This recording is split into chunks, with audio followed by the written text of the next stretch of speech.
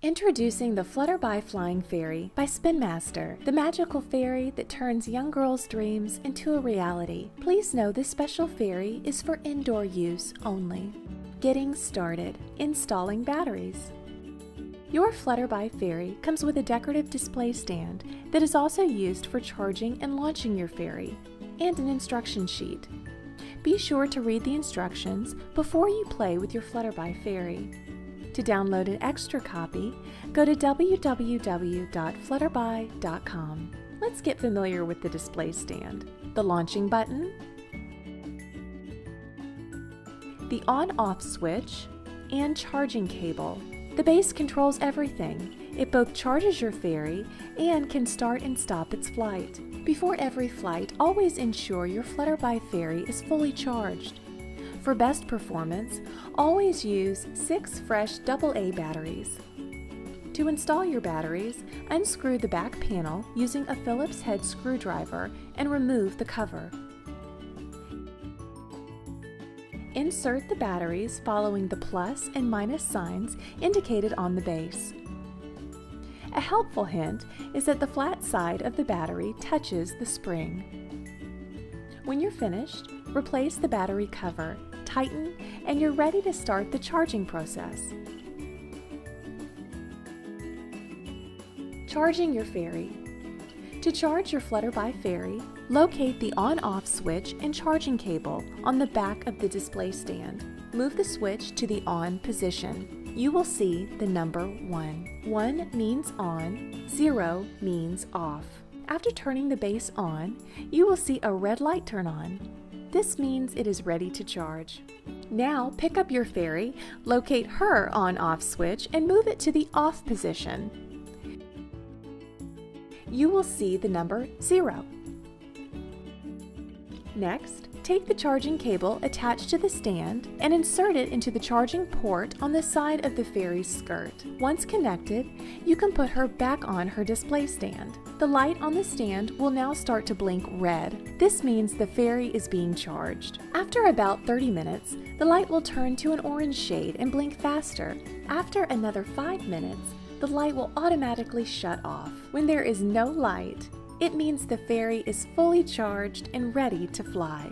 In total, it will take about 30 to 35 minutes for a full charge. Finally, remove the charging cable from your fairy and switch the display stand back to the off position. This will reset the stand before you can begin flying. Flying your fairy. Always fly your fairy indoors in a wide open room without vents, fans, bright lights, or devices like remote controls. These items can interfere and make it difficult to control your fairy. To begin, switch both the stand and the fairy to the on position. You'll notice a yellow-colored light will flash inside the fairy's skirt. This means she is charged and ready to fly. Now put her back into the stand and put the unit on a horizontal flat surface. Double-check her petals are down and can move freely. The red light on the base means she is ready to fly. Push the button on the front and watch her take flight. Guide her with your hands as she dances across the room. She will fly with you between 5 and 6 minutes before she needs to rest and recharge. Stopping the fairy in storage.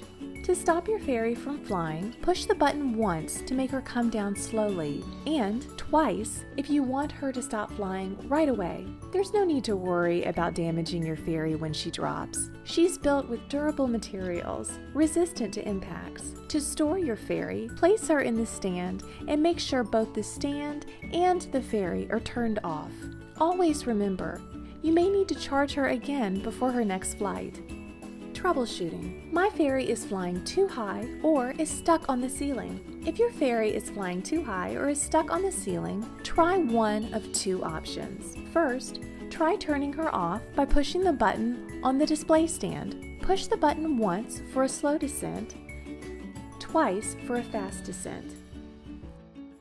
Then, reset the on-off switch on her skirt. This will recalibrate her flight. If that does not correct her flight, try launching her from the floor instead of a table. She is sensitive to light and will fly higher depending on the color of the floor or brightness in the room. My fairy does not hold a charge.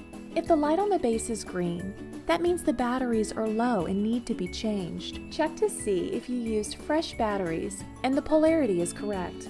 If the light on the base flashes red and green, that means the charging cable is not secure, connecting into the fairy's skirt. Check to see if it's inserted properly. My fairy does not lift off properly. Check your batteries to ensure she is getting a strong charge. Also, check the wings, making sure they can move freely.